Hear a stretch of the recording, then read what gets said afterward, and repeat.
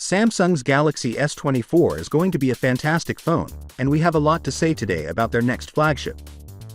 The Galaxy S24 Ultra will only have a triple camera system instead of 4, according to the first article of the day, but this isn't always a negative thing. Ice Universe on Weibo claims that the 3x telephoto camera on the S24 Ultra will be replaced by the periscope lens. While he doesn't provide any additional information, it is likely that the S24 will include a variable zoom lens on the periscope camera, allowing for a variety of zooms as opposed to just one.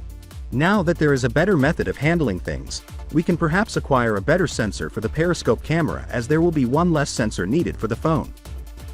Additionally, according to TechRev on Twitter, the S24 Ultra's main camera may soon get some significant improvements that might elevate it to the position of top smartphone camera. The Galaxy S24 Ultra, according to his tweet, will have variable aperture technology that will enable it to switch between f1.2 and f4.0. Because f1.2 isn't as shallow, it's going to be great for pictures where you want to capture a subject with a nice blurry background. f4 is great when you want much more detail in the picture. It's possible that the S24 Ultra will stay the same, but it's certain to be a new and enhanced sensor with lots of new technologies since its predecessor upgraded it to a 200-megapixel primary camera. The Galaxy S, the 24th of May, feature a considerably quicker GPU this year and potentially match the iPhone 15 if that weren't enough. According to a recent source from China, the Snapdragon 8 Gen 3 that will be included in the S24 would feature a 50 quicker GPU than the Gen 2, which is a significant improvement.